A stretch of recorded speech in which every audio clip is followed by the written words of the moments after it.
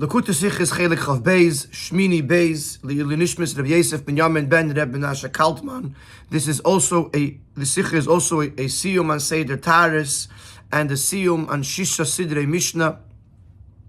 It is the last Mishnah, or the last two Mishnayos of Masechta Uktzin, which is the last Masechta of the Shisha Sidrei Mishnah. This is a absolutely fascinating Sicha that begins seemingly with Nigla, with an understanding of a Mishnah, but very quickly leads into the realm of Chassidus and touches upon the question of Lama Yarda Neshama Lamata. What is the Neshama doing in this world? What is the purpose of bringing a Neshama down into this world? It fuses together Nigla and Chassidus seamlessly and teaches us some very incredible concepts in life. Let us begin. Die letzte Masechta von der Shisha Sidrei Mishnah, Masechta Uktzin. The last Masechta of the 6 orders of the Mishnah, which is the Masechta of Uktzin.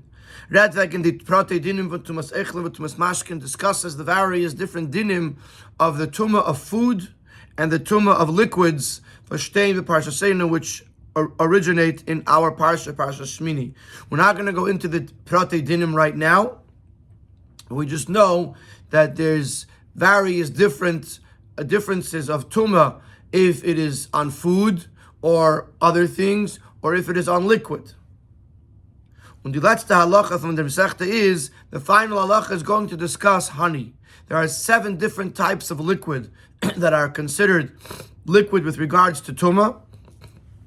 Those 7 are wine, honey, oil, milk, dew, water, and blood. And honey, when it's inside the honeycomb, is not considered a liquid. So the Mishnah says like this: Chalis dash, honeycombs. From what point do they become tamei as a liquid? Beishamai emrim misha yeharer. Beishamai says from when the person thinks in his mind to extract the honey. Another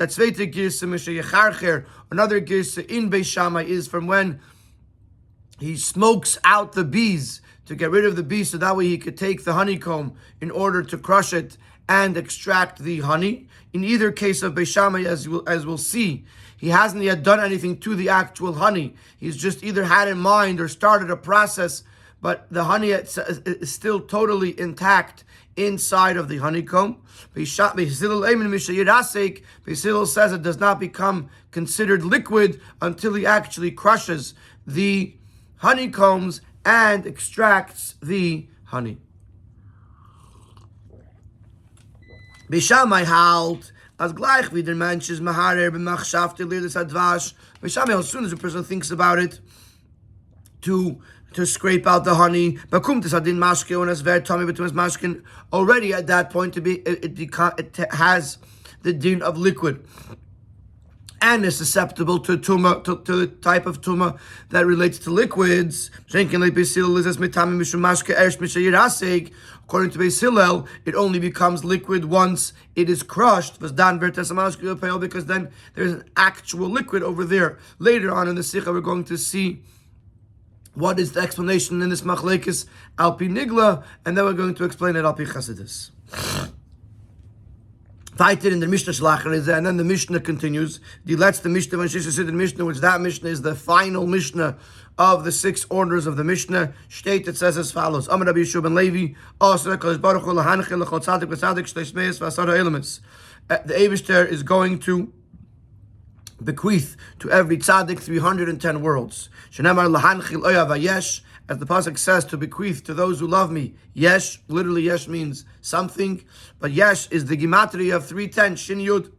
So he learns from this that he's going to bequeath 310 worlds. They say and I will fill their treasures. Amar Rabbi Shimon ben Chalafta said, the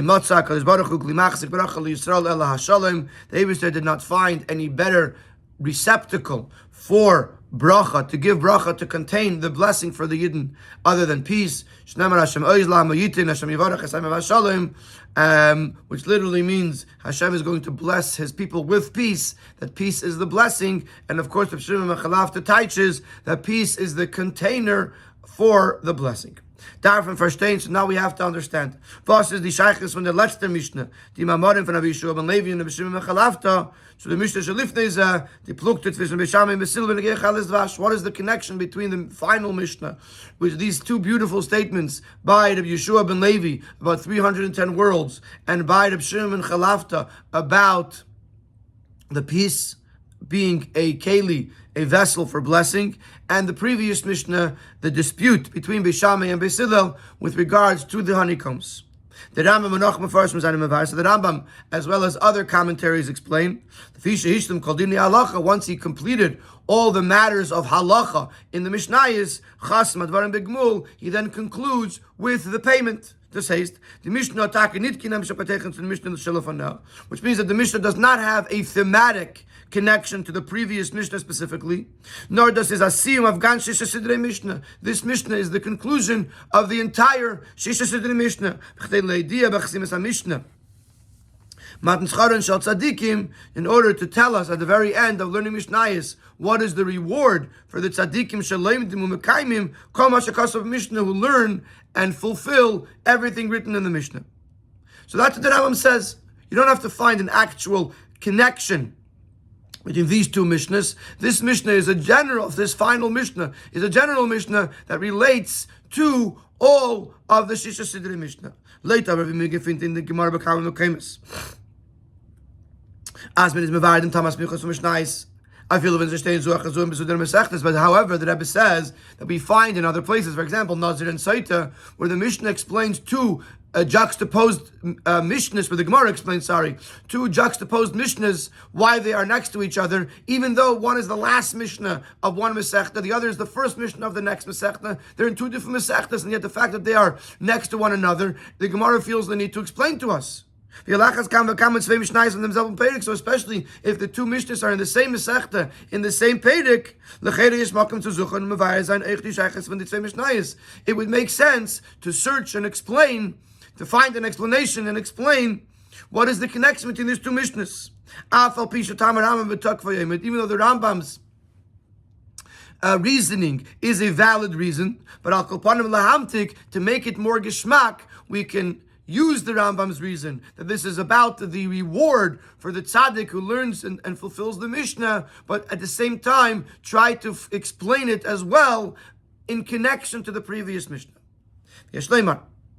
As a Teich Mishnah Smucha zum Sima Mishnah, so we can answer as follows: that the theme of the Mishnah that is adjacent to the end of Mishnayos, which is the pluktif zwischen Mishamai and Besil ben Negech alles Dvash, the argument between Mishamai and Besil with regards to the honeycombs,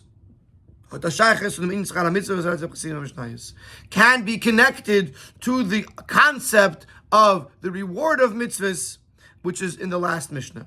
And this obviously is a glimpse into what we're going to discuss, which is going to be discussed in the duration of the Sikha. But the Nekuda that we have to know at this point is that we're going to find a connection between the two Mishnahs and say that the Machlekes B'Shai and B'Silel relates to the discussion about Schara Mitzvahs.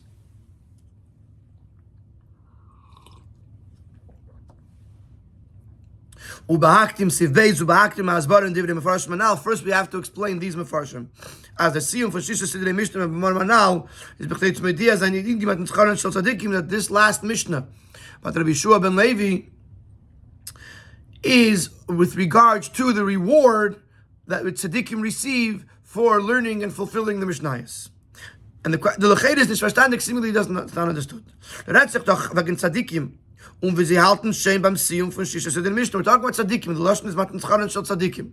So we're talking about righteous people who are already at the point of concluding the 6th Sidrei Mishnah. Shleimus b'limud HaTorah, which represents they reached a level of completion of learning Torah. Klal HaTorah Shebal Peh, the tzaddik learned us because the 6th Sidrei Mishnah represent the entire Torah Shebal Peh, and they're learning it as a tzaddik would learn it. So obviously, as a halten shen gewiss bei dem Öfen Aveda, they're certainly on the level that Letzivi Mishnah noch besed in the Zikin, as the Mishnah instructs in Sed in the Zikin, Misham shen esarav shalem as the kabel pras, to serve the master not for the purpose of receiving a reward. Nitzul libschar no lishma. We're not serving Hashem for the reward, rather it's lishma, for the sake of serving Hashem. Zois ve'oid. Additionally, the pasuk was very gebracht in the Mishnah Gufa sagt lahanchil oyavayesh. The pasuk that's being brought as a proof says to bequeath to those who love me. Divas did in the Mishnah Me'ava, which refers to those people who are serving Hashem out of love. Was maybe the Ram is bevar barucha, which how do you serve Hashem out of love? How is that represented? As a tuan ze'araveda lishma, nit l'shem schar, that they're doing it not for the sake of the reward. Nor oisa ha'emes b'pnei sho emes, they're doing what is true because it is true and not for any personal gain. Emes takas der was Esa emes b'teishu emes is muftach v'the Rambam zog dort asafa teva lava b'glala. It's true that the Rambam says that those who serve Hashem because that is the truth is guaranteed that he will receive goodness, he will receive a reward. But this reward is not the ultimate which he strives towards when he serves Hashem. Study by a person who serves Hashem out of love. The idea of the reward that's going to come is only a side thing, a secondary thing. The most, what motivates him, what is the most important aspect of serving Hashem? The fact that he does so lishma. And since the main purpose here, the main goal is to serve Hashem for the sake of serving Hashem and not for the reward, that by the conclusion of all of the Mishnayos, which means he finally reached this high up, this lofty level in serving Hashem, so the chasima zayin, how do we conclude? Not to quote the Rambam, that his soul is now bound with Hashem, with the love of Hashem. Rather, what are we telling him? You're going to have 310 worlds as a payment, as a reward for doing Torah mitzvahs. It seems inconsistent with the whole goal. At this point, we would expect the person to be at a level that the reward is not necessary and not relevant, and even though it's there, but that's not why he's serving Hashem. And why are we promising him reward at this point, which seems beneath this person? Muzman Zagan, we therefore must conclude. As the Zach von Lahanchel Chulu Shai Elemes, this concept of bequeathing 310 worlds, was redt in der Mishnah Da, which is being discussed in this Mishnah, is nit an inyan von schar mitzvahs, b'mavani yaragil, is not talking about the regular understanding of the reward of mitzvahs, that it is a tashlum von Elemes, Hashem, that it is a repayment of worlds, giving a gift of worlds because a person served Hashem, nor does as a hecher shleimus ba'aveda. Rather, it is talking about reaching the apex, a higher level in serving Hashem. And aliyah tzuvelcher der Evid me'avad der grech the ascent, the lofty level that the one who serves Hashem reaches through his aveda. In other words, to say it in English, it's not a reward; it's an accomplishment. It's like saying a person reached the top of Mount Everest. Even if he got paid for it, that isn't the greatness that the person feels. Oh, I got paid to climb the mountain. Fakert. When a person reaches the top of the mountain, that is the reward, that he reached the top of the mountain. When a person serves Hashem, there is a reward. Here we're talking about the accomplishment that the person reaches because he served Hashem. He's going to reach the level of 310 worlds, which we're going to explain in the Sikha what that is. Sif Gimel is a little bit of a difficult sif because it brings up a number of topics which we're going to have to go continue in the Sikha to be able to understand. It's going to give us a glimpse into what we're going to discuss in the rest of the Sikha, and it's going to say Kiddush Lekamon a few times, as it will be seen further in the learning of the Sikha. So it touches upon a number of topics that we are going to get back to. And this is the main point of connection between this Mishnah and the previous Mishnah, Pluktas Beishamai uBesidl b'chales dvash, the argument of Beishamai Beisidl with regards to the honeycombs. Let's the halachas Mishnah to explain the reasons, among the reasons, at least on the level of remes, the level of an illusion, that the last halacha in the Mishnah, which is the chitum Mishnah, the conclusion of the Mishnah, as we know that everything follows the conclusion, the fact that it's about honey and bees, because bees, as Chazal explained to us, represent the completion, the conclusion of the person's Aveda. Aveda Lishma, which, as later the Rabbi is going to bring, that the bees represent serving Hashem Lishma, which serving Hashem Lishma is the apex of the Aveda. Which is the preparatory work in order to receive the 310 worlds from the Eibishter. Which is the ultimate accomplishment that one reaches through serving Hashem the way the bees serve Hashem, which is Lishma. So this is one nekuda that we're going to touch upon, which is that we're talking about in the Mishnah about the bees. We're talking about bees because that's what that represents the highest type of Aveda, which is Aveda Lishma.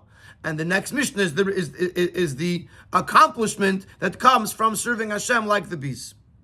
Und die Svaris in Pluktas Beishamai and Beisilel in other Plukta, and the reasonings of Beishamai and Beisilel respectively in this Machlekes. Thus is Vigirat Kamapamim, which, as the Rebbe discussed in other Sichos as well, verbunden mit dem Chiluk Klali zwischen Zereshittis, their argument here connects with their argument with their lishitase, their general approach in other places as well. See, as lidan baser bekoyach, whether we follow the potential, or as lidan baser bepoil, or we follow what is the actuality. Bishamai holds that you follow the potential. And therefore, it receives the classification of liquid as soon as he starts getting rid of the bees, or even when he starts just thinking about it. Because potentially it is already liquid, even though in actuality it's still far away from being liquid. Whereas Basil holds that you have to follow what is in actuality, and therefore it cannot be considered liquid. Bizes vet mashke bepoil until it becomes mashke in literally misha yerasik, when he crushes the honeycombs. So the machlokes alpin nigla between Beishamai and Beisilel follows their general approach in their machlokes, where Beishamai looks at the potential. Another example of that is the fact that Beishamai holds that on the first night of Hanukkah we light 8 candles, the second 7 candles, because potentially there are 8 nights left, potentially there are 7 nights left, etc. So he looks at what we have yet to accomplish, whereas Beisilel holds that the first night we light 1 because there is 1 night of Hanukkah in actuality that has already arrived. The second night we have 2 nights have been reached, and therefore we light 2 candles, etc. Beisilel looks at what is bepoil, what is in actuality, and since right now, if you just get rid of the bees or think about it, you don't have any liquid, it can't be considered liquid until you actually crush the honeycombs and extract the honey. So this machlokes, this was the explanation in Nigla the Torah, bringing arois and afkamine in dem klolos in from Torah's Priyas Adam alei eretz, will express a difference of approach in how we look at the purpose of creation on this world, which we know that the person was created to serve his master. As will be explained and Sivches and on, what are the different approaches with regards to what does it mean? I was created to serve my master. And once we understand why the person is here, it'll also affect how does he reach the ultimate? And therefore, specifically, after we learn the Machlokes V'Shamim B'Silo,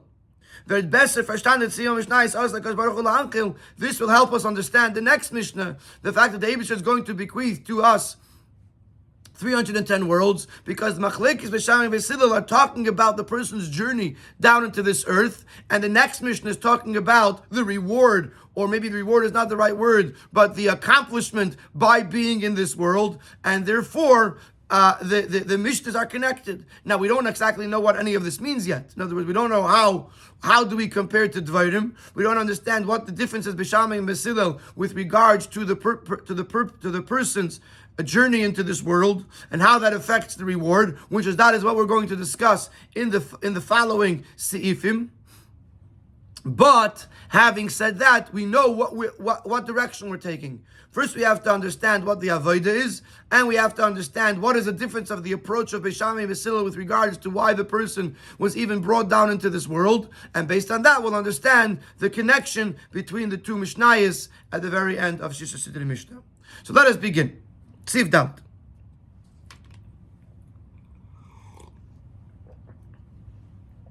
Lashna Mishnah Melches, Lashna Kitzara Ubetachas Adiyuk. The Mishnah, the words of the Mishnah are always concise and precise. So what are the words? The Eibusher is going to lahanchil, which we were translating bequeath, or give as an inheritance.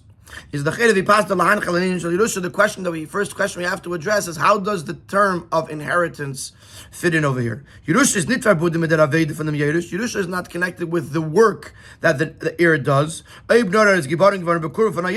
If he was just born as a relative, automatically he inherits. If we're talking about the reward, as the Mefarshim explained earlier, that we're talking about the reward of tzaddikim, Shura said Hashem is going to give the reward. Why the word inheritance, which usually does not relate to the work that has to be done?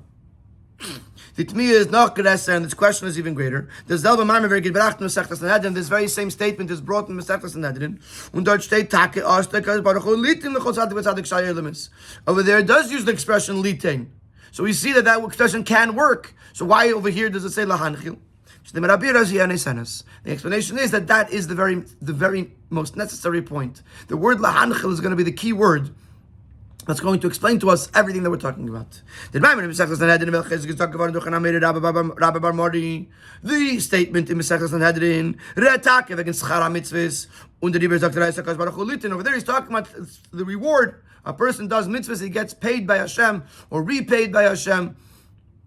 And therefore it says litain, because that's what it's talking about over there, the very simple, basic reward for fulfillment of mitzvahs. But in der Mishnah, but this Mishnah, which is the conclusion of the Mishnahs, is not talking about the reward of mitzvahs on a basic level, nor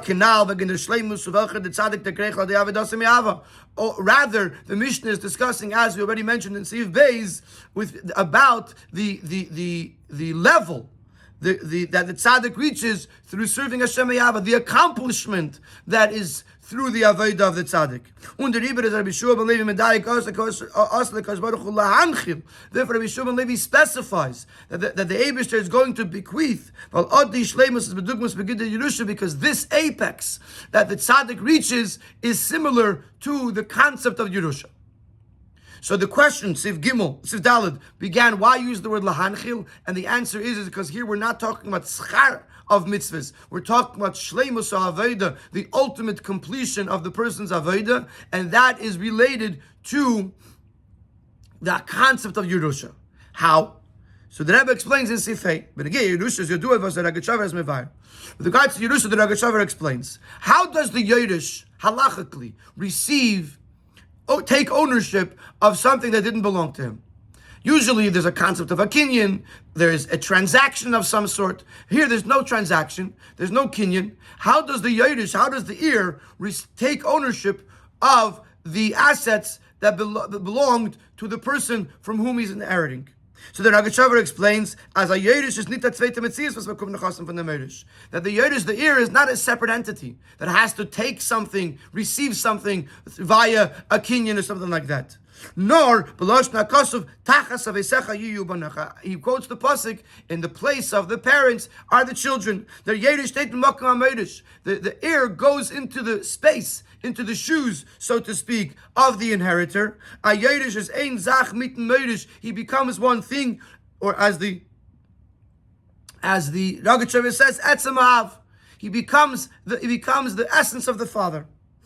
So Yerusha is a unique concept where two seemingly separate entities, a father and a son, for example, become one, and therefore everything that the one has, now the other has. Now, so the same thing could be applied to the relationship of the Eibusher and Yidden. The Shleimus was Ufketan, der Mitzvahs Yid Ler and Teirus B'Kayim Mitzvahs. The ultimate perfection that the tzaddik, that a yid reaches through learning Torah and fulfilling mitzvahs is was Yisrael Ereis v'Kotzv'Nichol Kul Echad, is the fact that the yid and the Torah and the Eibusher become one. As we know that Gimel is Kasra and David Da, Kotzv'Nichol Ereis v'Yisrael, that there's three things that are connected to each other: the Eibusher, Yidden, and Torah. And through learning Torah and fulfillment of mitzvahs, Vert Kul Echad, they become one. Similarly, through the fulfillment of mitzvahs, which the word of mitzvah comes from the word connection. A yid becomes one with the giver of Torah and the one who commanded the mitzvahs. So that's Taitz Lahanchil. Lahanchil means that we become one, Yidden become one with the Eibishter, like a Yerush and a Meirish. And this is the Pshat from Lahanchil Oya Vayesh. And this explains the word Lahanchil Oya Vayesh. Specifically, we're going to touch the word Yesh, which is in the pasuk that Rabbi Yeshua ben Levi brings as a proof to his statement. The Rambam is Mevayer. The Rambam in Pirush Mishnayos, to explain this Mishnah, the Rambam explains the Lashon Yesh. Yesh literally means a something, or a somewhat, a something. So generally, you might be familiar that in the Hasidic lexicon, the term Yesh is often a negative term, referring to a person that is arrogant and considers themselves as something. But that is true in this world, where the avodah is to be in a state of bittul, to be humble, to recognize how in comparison to Hashem we are nothing, and therefore if someone thinks of themselves as a yesh, that's a negative thing. But in the world of truth, in the world of Hashem, it's just the opposite. If we think of Hashem as nothing, that's a problem. Hashem is the ultimate yesh, the ultimate existence. And this is what the Rambam says, yesh weist auf Metzius hatmidis, on the constant existence, an existence that never ends. Asher ein lo tachlis, it doesn't end. When the pasuk says, "I'm going to bequeath to those who love me," yes, it means to those who love me, I will bequeath as a yesh hamuchlet, the ultimate yesh. Because any soul that merits the life of the world to come will never cease. In other words, a person gains eternity, a person gains infinity by connecting to the Eibishter. How does a finite creation receive, internalize the ultimate existence, the existence of constancy,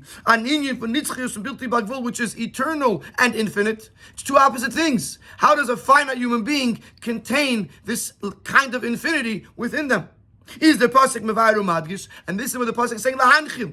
This is why the pasuk has to use the term lahanchil vayesh, to bequeath. Eden vakumen is nitat mekabel von anoisen. The Yidden received this yesh hamuchla, this ultimate infinity, not as a recipient from a giver. At zweiter metzias v'chanemtes von anoisen, where there's two separate entities. One is giving something else to another. That wouldn't work. Once the Yid is a separate entity, the Yid would not be able to internalize infinity. Rather, Yidden inherit it as an heir from the one who's inheriting it to them. Eden and Baruch Baruch Yidden are children of Hashem. When the Rebbe, B'shas Yid learn Torah and Mekayim mitzvahs, therefore when a Yid learns Torah and fulfills mitzvahs, but in his Galav Yid is a mitzvahs, but Nemes Niyashamuchot, it becomes revealed that he is the one and the same with the ultimate truth, the ultimate existence. Mitzvahs at midis, Oisi atem leichem, you receive me meaning the Eibishter. So this is why the term Yerusha is so important, because what is the apex? What is this ultimate accomplishment that a Yid reaches through learning Torah and doing mitzvahs? It's to become one with Hashem. Like a Yairish and a Mairish, like an ear. And that's the meaning of the word Yesh, as the Rambam explains it. Yesh refers to the Eibishter, that the person inherits and becomes one with the Eibishter. Der Fun ist verstandig, wenn dem einig. Was kommt von der Tzadikim? What kind of reward is this? Why is it such a great reward? Because there is an incredible enjoyment that the Tzadikim receive from this oneness that they have with the Eibishter. Was das ist der Pirush von Divrei Rabbi Shimon Levi, also der Kadosh Baruch Hu la'anchil l'chol tzadik v'tzadik shaya elemis, which the concept of pleasure or enjoyment is the deeper meaning of what Rabbi Shimon Levi is talking about, 310 worlds. Wie der Rambam is bevar, as the Rambam explains, ados meint as der Tainuk von Elam Haba, that the enjoyment in the world to come is shlish meis v'pam v'esa pam v'kol tenugas Elam Hazeh, is 310 times multiplied the greatest pleasure in this world, whatever a person could imagine to be the greatest, most pleasurable, most enjoyable thing in this world. In Olam Haba, the tzaddikim receive something 310 times of that. So Rabbi Shimon Levi is promising something of great enjoyment. What kind of enjoyment are we talking about? And how does that enjoyment come from being one with the Eibishter? So the Rebbe explains, this is not referring to the enjoyment of the tzaddikim as they are their own independent entity. To use the expression of Chassidus, that the Nivra, the creation, receives this pleasure. The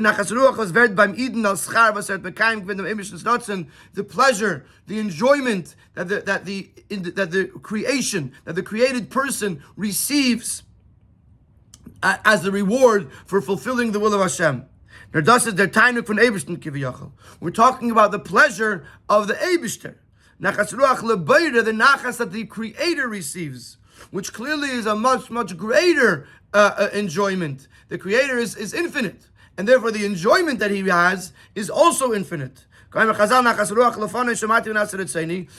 says, "Nachas ruach lefanai," I have a nachas from the fact that that my will was fulfilled.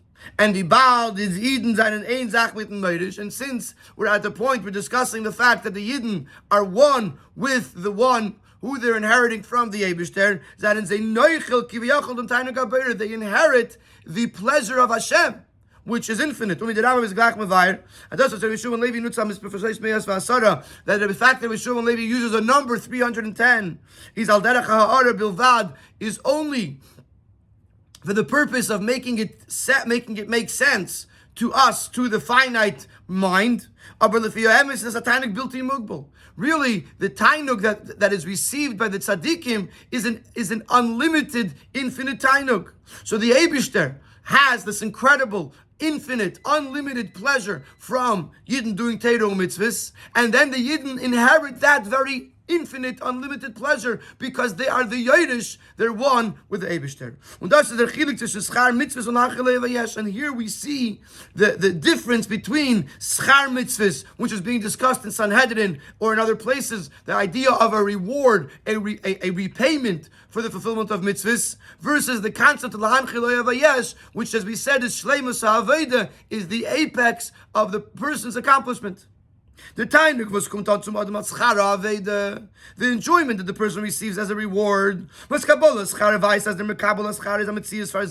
very fact that he's being rewarded shows that he's a separate entity. Who has to be paid for his work, because a person who works for himself doesn't pay himself. A person who works for himself enjoys what he does, But it's all internal. When you have to pay someone, it's because they're working for you or he's working for someone else, and therefore they have to get paid for it. Therefore, is there time to be so the enjoyment can only go as far as a human being, as a creation, can contain. Since a nivra is limited, therefore the enjoyment is limited. Whereas the concept of bequeathing yesh to those who love Hashem is that nachas ruach labeira is referring to the Eibishter's, the Creator's nachas, and inyan for yesh amuklat, which is the idea of the ultimate yesh, the ultimate existence. But this is not the inyan from schar mitzvah. This is not the idea of schar, which is a sort of a third thing, or a separate thing from the person. No, this is the etzem mitzvah. It's the very actual essence of the mitzvah. Und das kommt on zum Adam derech nachla, which can be reached, which can reach the person only in a matter of inheritance, in a manner of inheritance. Because on that level, he's one with Hashem.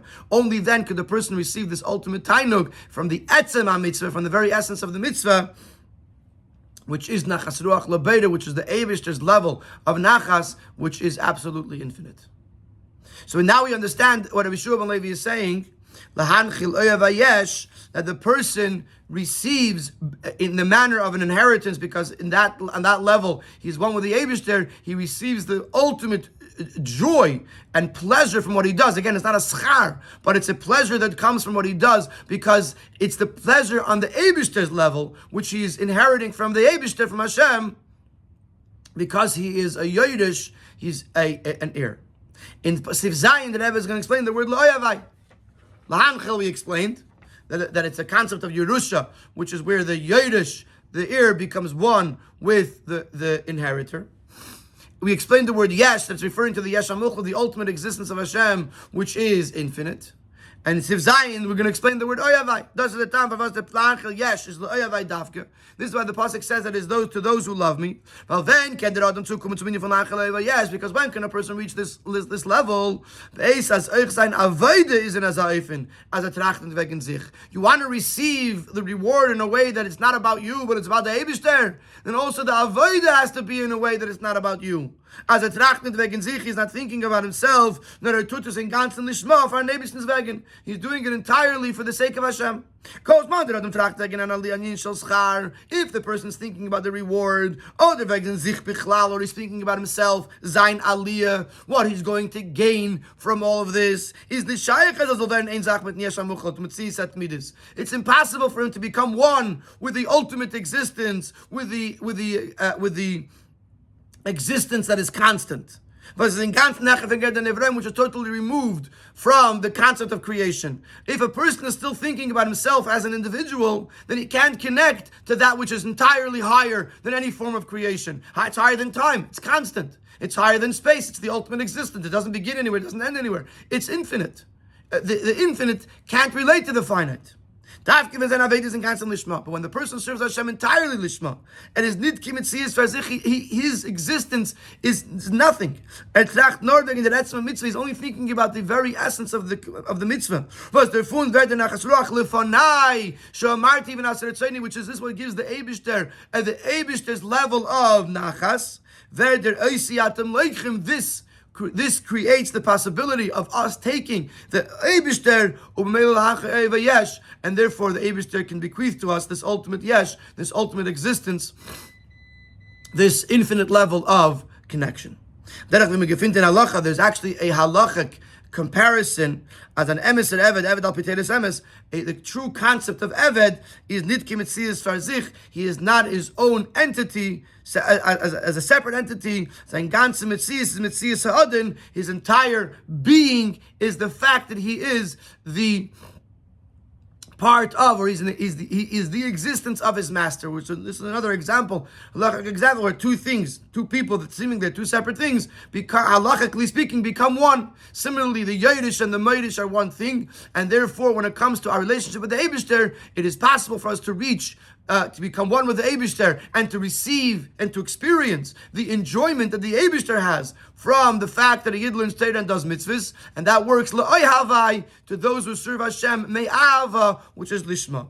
Und das is echt der Remez in them. So now we can already begin to make a connection to the previous Mishnah. The fact that we're talking about Lishma is a remez, is an indication to the connection was the Mishnah shelifnei reden wegen kaveres dverim mechalas dvash. The previous Mishnahs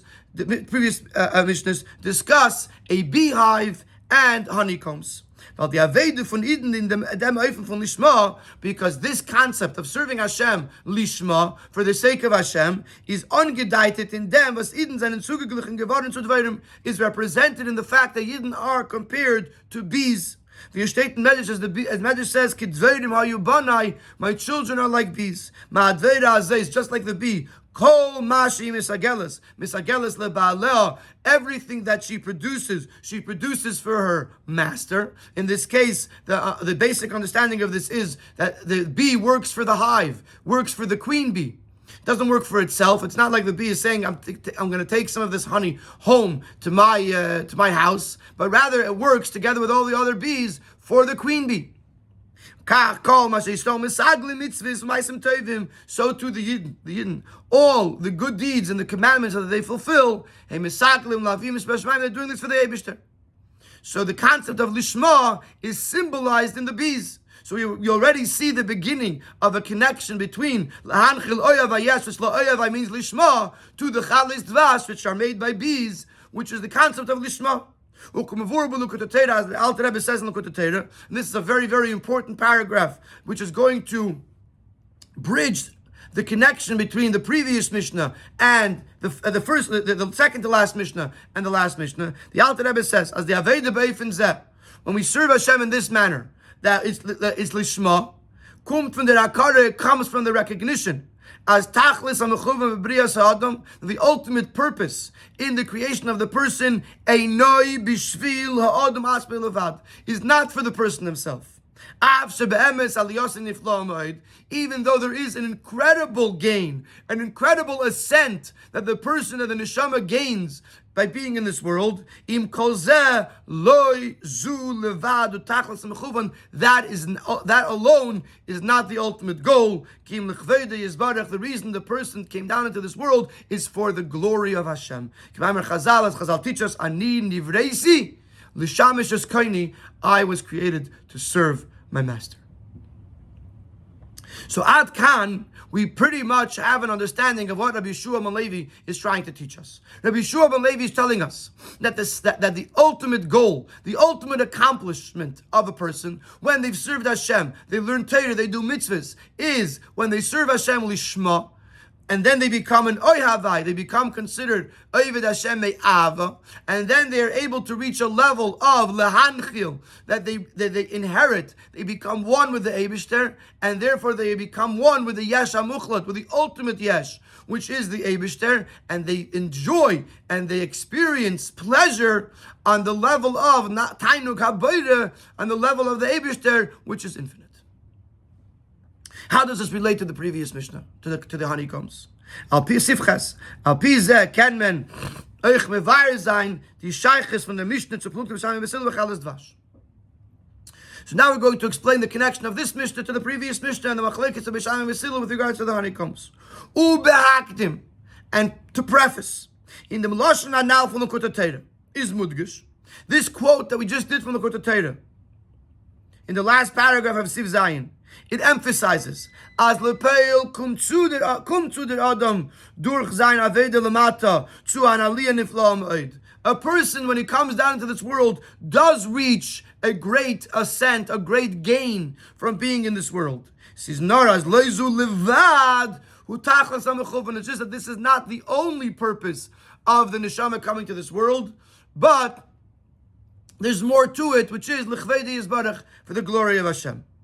Is in them is da achilik zwischen Shittas was halten as Lina Bas Bekeach und Shittas Beisil as Lina Bas Bepeil. Here there is a difference between the approach of Beis Shammai, which follow the Bekeach, which follow the potential, and Beis Hillel, which follow the actuality. Avi tif der inyan the aliyah tefes makim. How deep does this gain that the person receives in this world, how deep does it affect the person? How relevant is it to the descent of the neshama into this world? In other words, we know, as the Alter Rebbe said it in Likutei Torah, that the person does gain by coming down into this world, except that is not the ultimate goal. But the question is, how important of a part does the aliyah of the person play in his journey into this world? And there's going to be a difference between Mishama and Besilil based on the approach of Bekoyach versus Bepoyel, potential versus actuality. If we are to follow the path of what is in the potential, as that the most important aspect of each thing is, where is it, what is its potential. This would lead us to conclude that when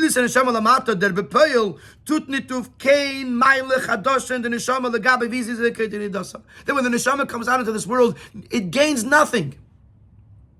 There's nothing new, rather, I should say, that it gains by coming down into this world. The potential to be able to accomplish something into this world is the neshama already has. Since Beis Shammai is looking at the potential, Beis Shammai sees that even before the neshama comes out into this world, it already potentially can accomplish everything that it's going to accomplish. Nochmer. Even more than that. Often we say, that's true, that there's a concept of B'kayach, but how do you know that the person, let's say, is actually going to actualize that potential? So therefore, often we say B'payel is important, not just because the actuality is more important than the potential, but the actuality is a sort of litmus test to whether the potential is real. But in our case, we don't need a test. Because it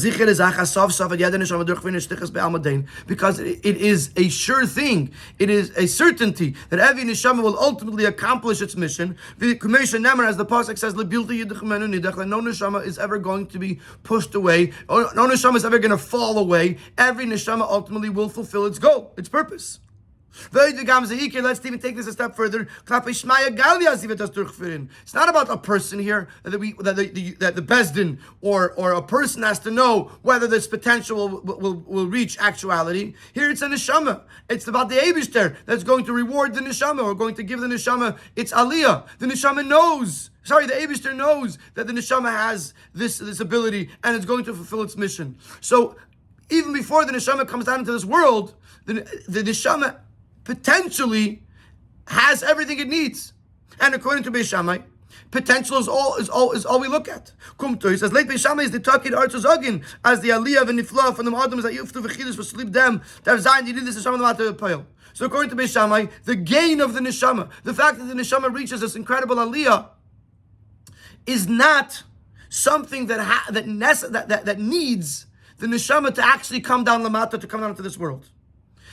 In other words, the neshama already has in its bank account, so to speak, everything that is going to happen, and in a certain sense, it does not actually, for itself, it does not need to come down into this world. It already has everything potentially in its own account. So then, why did the neshama come down into this world? And not at all for the gain of the neshama, nor blois l'sagil ba'aleh, only to produce for its master. To fulfill the Eibishter's desire, which the Eibishter has a desire that he should have a dwelling place in this world. And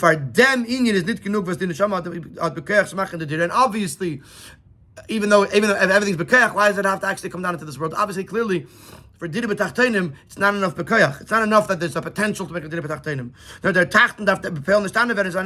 We have to actually transform the world below, that it should become a dwelling place for Hashem. As in dem tachten, there must be an effect on the world. And therefore, the neshama comes down into this world to make a dira b'tachtenim, but there's no personal motive. There's no selfishness here for the neshama that there's going to be an aliyah, because that aliyah the neshama already had before it came down into this world. The sole goal, the sole purpose of the neshama coming down into this world, according to Beis Shammai, is to make a dira b'tachtenim. There's nothing in it for itself. Whereas, according to the Shita of Beis Hillel, as Lina Basar Bepoyel, whereas Beis Hillel does look at the actuality, kum tuis as the yidis and neshama lamata tutuf amayla ich in the neshama was yet freed in the gehat. Because the neshama did not reach its apex before it came down, even though potentially it had access to it.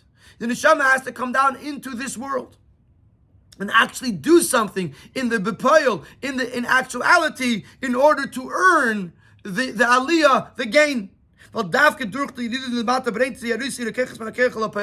when the neshama comes down into this world does it bring its potential into the actuality.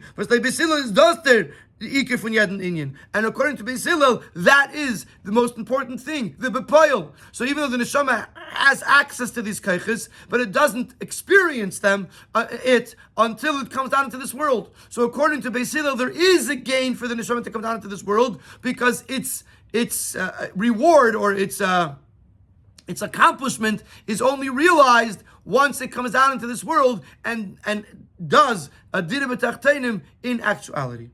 Und der Riber leit Beis Hillel afal pias der ikara inyan von the session lamata is lichvei de yisbarech. And according to Beis Hillel, even though the real purpose of why the neshama came down to this world, even according to Beis Hillel, is lichvei for the glory of Hashem. Ani nivreish l'sham is keni. I was created to serve my master. Bichtei zu durchführen die kavanah von der B'tachtenim in order to fulfill the goal of making a dwelling place for Hashem in this world. And that is the ultimate goal of the person serving Hashem. Von deswegen, nevertheless, is that when the person comes down into this world and serves Hashem in this world and makes this world this adds, this gives something new, something different to the person himself. He gains by being here in this world and doing his avodah. So this is an incredible explanation of the machlekes of Beis Shammai and Beis Hillel. They're arguing, does the neshama gain anything by being in this world? Does the neshama, or obviously the neshama, even according to Beis Shammai, the neshama does gain the through its accomplishment, but does the neshama really need it? Does the neshama need to come to this world in order to do this? Or does the neshama already have everything it needs b'kayach? And according to Beis Shammai, it does. So according to Beis Shammai, when the neshama comes out into this world, it is solely for the glory of Hashem and for nothing else. Whereas according to Beis Hillel needs the bepoil. Beis Hillel needs the neshama to fulfill its mission in order to receive its shleimus, its ultimate completion, its ultimate perfection, and therefore there is a gain for the neshama to come down to this world for itself, despite the fact that, as we explained, it's not coming here for that purpose, it's coming here to serve Hashem, but nevertheless the person does gain something from it. Sif Tes, before we get to explain how these two Mishnahs, obviously they're both talking about the neshama coming down into this world, so we already see a connection. But the Rebbe is going to explain in Sif Yud the flow from Mishnah, from the second to the last Mishnah in the most beautiful way. Before we can get to that, the Rebbe is going to introduce another machlekes Beis Shammai and Beis Hillel, and going to show how this is a very similar machlekes, and then we'll be able to have a better understanding of what Beis Shammai and Beis Hillel are actually arguing about in this matter. This difference of approach of Beis Shammai and Beis Hillel also explains another machlekes, which is brought in the Gemara in Eruvin. It is better for the person to not have been created than to have been created. Valolo and Beis Hillel say, it's better for the person to have been created than had he not been created. Nimnu v'gamru, so they voted, and they concluded, it is better for the person to have not been created, but now that he was created, he should look through his deeds to make sure that his time here is actually valuable, is actually worth it. In the Likutei Torah Dart is before the Pshat and Ma'amar Chazal. So Likutei Torah explains this statement. The term there is not toiv; it's better to not have been created. There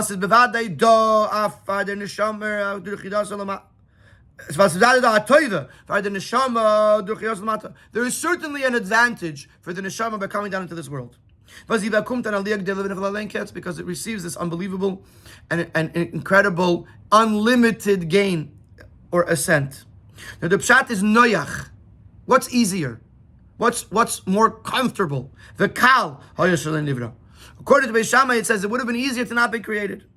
Now the tachas hamachuvan lebri b'briyasei, because the ultimate purpose of his creation is as liyavid legarmei lekabel pras, is that he shouldn't work for himself for the reward, nor blaze l'shamash as kainai, to serve Hashem. And he's here in this world solely to serve Hashem. But das is an avodah kasha b'yosef, which is a very, very difficult job for a person to be totally focused on that what the Eibishter needs, and not to say, to think what's in it for me is very difficult. It's easier to not do it. So the Torah explains that what does it mean? That a person would rather not have to do all this hard work in this world to serve Hashem for the sake of Hashem. And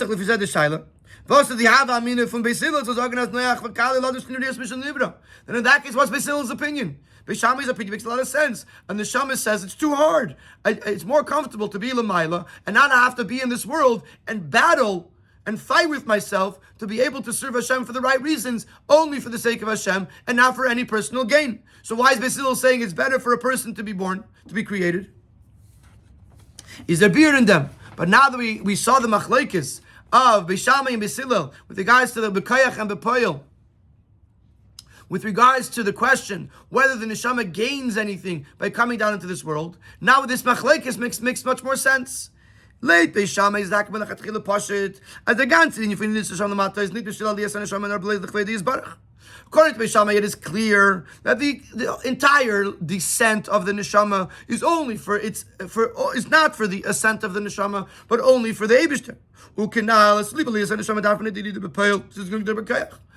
As we said before, that for the neshama to gain, to go higher, it only needs the bekayach, which it does not need to come down into this world actually. As long as it's ready to do so and it's capable of doing so, it's good enough. Therefore, it's obvious that according to Beis Shammai, it's better to not have been created. Because for the person himself, there's no gain by coming down to this world. So why should he have to go through all the hard work and not gain anything? So according to Beis Shammai, it's better to not have been created, so that way he shouldn't have. It's easier to not be created, so he shouldn't have to work so hard, and there's no gain for the neshama personally. Shenkin like Beis Hillel is the an art to zagin, whereas according to Beis Hillel, there's room to say as that it's easier to have been created. Because if he's not created, he would not be able to accomplish this incredible aliyah, this incredible ascent that comes to him according to Beis Hillel only if he works hard. Is a tiny difference, and therefore, since he needs to come down to this world, the pleasure, the enjoyment that he gets from this aliyah, is much greater than the pain of the neshama to come down into this world. So much so that it is more enjoyable, it is more pleasurable to have been created. Because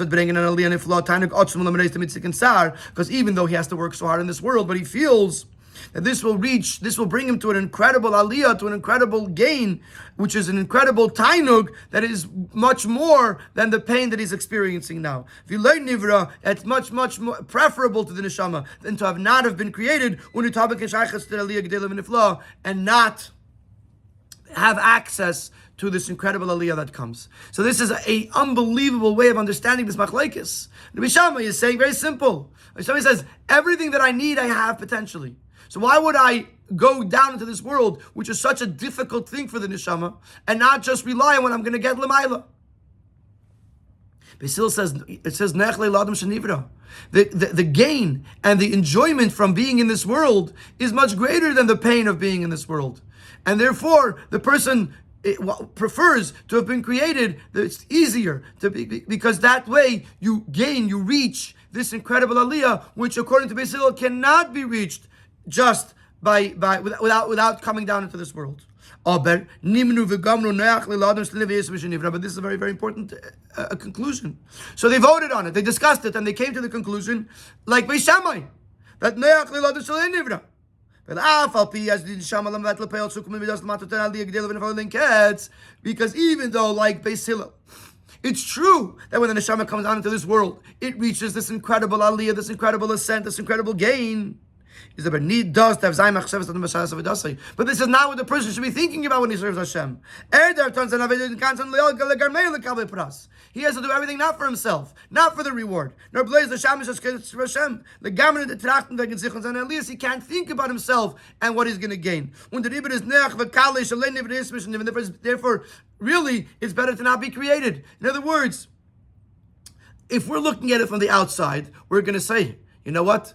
It's much better for the person to be created, because then there is a gain that he receives by being created. But the person himself can't say that, because the person himself can't be looking at the reward. He can't be thinking to himself, oh, at least I'm going to gain something out of this. So if he stops thinking about his gain, then he is also going to say, I'd rather not be here. If I'm thinking about, at least I'm thinking about my gain as well, I can say, okay, this is tough, but at least there's something in it for me. But if a person doesn't think about what's in it for me, then even he will say, I'd rather not be here. Because if it's only for the Eibishter, then it's too hard to do this avodah in this world. So, despite the fact that this Hillel is saying that there is a gain to the neshama by coming down to this world, but nevertheless, it's not what the person should be focused on. A person should be focused on serving Hashem, l'chavoda yizbarach, only for the sake of Hashem, and nothing else.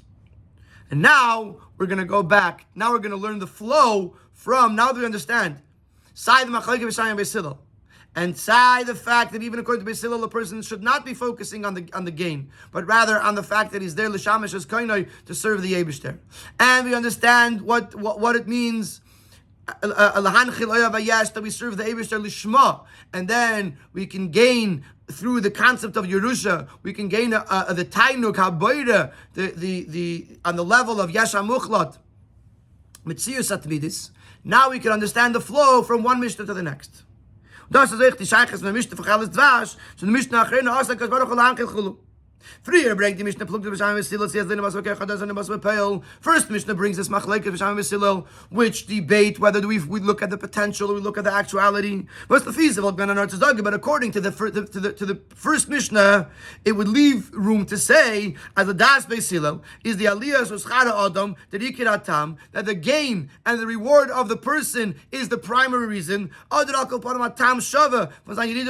least an equal reason to the fact that the neshama is coming to serve Hashem. In other words, if we just learn the Mishnah of Chelek Dvash and the Machlokes B'Shai and Beis Hillel, I would think that according to Beis Hillel, the reason the neshama comes down to this world is for its own gain, or at least that there's two equal reasons: one for the Eibishter and two for the gain of the neshama. That's where I would be. What I would think, if I just had the Mishnah of Chelek Dvash, is the Mishnah Mamshech. Therefore, the Mishnah says, "Bedugma sunimnu v'gamnu hanal." Just like in the Mishnah of Neachle Shalei Nivra, the Mishnah concluded that Nimnu v'gamnu Neachle Shalei Nivra, that even though a person does have a gain, nevertheless that should not be his intent. So this Mishnah wants to make that same point. Amar Rabbi Shimon Levi Asakash Baruch Hu Lahanchil Chulu Ayevayesh Lekuli Alma for Mishnah Akidemes.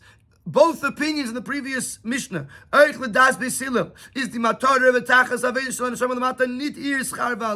the purpose of the neshama coming down into this world is not its gain and its reward, nor wieder dvash von dveirim, but it's like the honey of the bees, to produce for the master, to fulfill the will and desire and intent of Hashem, which is expressed in the fact that the neshama becomes one with the Eibishter. So the Mishnah is telling us, even though Beis Hillel seems to imply that there is a gain for the neshama in this world, nevertheless, that's not why the neshama is doing it. The goal is to serve Hashem lishma, like the bees, and the gain is solely for the Eibishter to do what the Eibishter wants of us. And that's now that's the connection. That's why this Mishnah comes after this Mishnah, to clarify what Beis Hillel's approach is. Yes, Beis Hillel agrees, Beis Hillel holds that the neshama has a gain, but that is not the purpose of the neshama coming down into this world, the sole intent of the neshama is to serve the Eibishter. This does not mean that the neshama does not gain anything, does not receive any reward. That will be as well. Und der Fahrer bringt Rabbi Shua ben Levi euch dem Hemshach HaPasuk, which is why Rabbi Shua ben Levi brings the end of the pasuk. Which comes after the words, they say, Hem, Amale, I will fill their treasures. Which refers to the treasures of the tzaddikim in this world. Since the Eibishter does not withhold the reward of any of his creations, the neshama receives also reward as a creation. So the goal is to become one with the Eibishter, which is the gain of, which is the person does not think about himself, and the person does it lishma, but there is also, as you say, there is also a gain to the oitzreis, to the treasure houses of the neshama in this world. Aber, even in that, the Rebbe makes a distinction.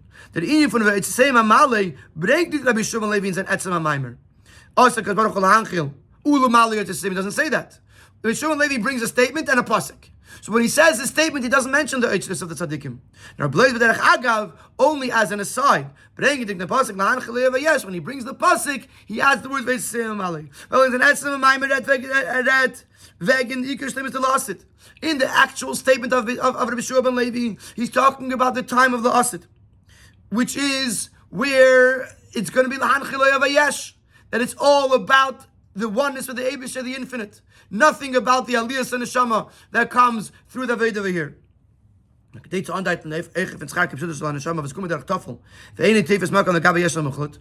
at least to make reference to the schar that the neshama gets, that comes as a secondary thing and is insignificant in comparison to the Yesham Muchlat, but it, to acknowledge that it still exists. He brings the end of the pasuk. So that's the flow. Bisham and Basil argue, what is the purpose of the neshama coming down into this world? Is there any gain to the neshama down here in this world? Basil says there is a gain to the neshama in this world, which would lead us to think possibly that is part of the goal. Says Rabbi Shua ben Levi, no, the goal is to connect with the Eibishter. The goal is solely for the Yashar Muchlat, solely lishma, solely to serve Hashem me'ava. Nevertheless, to say Amale, there is Eibishter will still give the schar for tzaddikim in this world as well. There's one more thing to add to this. We know that even though today, in most cases we paskin, we rule like Beis Hillel, but Mashiach comes, we're going to rule like Beis Shammai. Saying it for the biurim, but we can't in them zagen al pi analysis. Now we can explain that. In this time when the person still feels himself as an existence, as an independent entity. We tell the person, yeah, it's true. There's something that you have to gain in this, because the person, in reality, the person's his existence is still important to him, and therefore he has to be told that there's something in it for him. But when Mashiach comes, when then the Eibishter, the glory of Hashem will be revealed, and even the flesh will be able to see that it's the mouth of Hashem that's speaking. The Yidden will become one with the essence, with the ultimate existence of Hashem. And at that point, the person's existence will be totally insignificant. When they're and the entire purpose of being in this world will be solely for the sake of Hashem and not for the sake of the person. When the father Asid, the Rabbi Shua ben Levi was talking about the time of the Asid. When in the Msgufa in Siyam Mishnayis, and even within the Asid, at the very end of Mishnayis, when we've reached the level of Shleimus, the apex of the Avodah of the Tzaddik, he only brings the Lahanchil, which is leaning to the opinion of Beis Shammai, because when Mashiach comes, the halacha is like Beis Shammai. When Mashiach comes, it's only about the Eibishter. Since the learning of Mishnah is in this world, He brings also the end of the pasuk. That the Eibusher will also fill the treasures of the tzaddikim, because he is talking in this world, but he is talking mostly about the la'asid, and therefore when he makes this primary statement, he does not add the words about the Eitzris, and he's following the approach of Beis Shammai, which is that the sole purpose of the neshama coming down into this world is for l'chavodi yisbarach, for the Eibishter.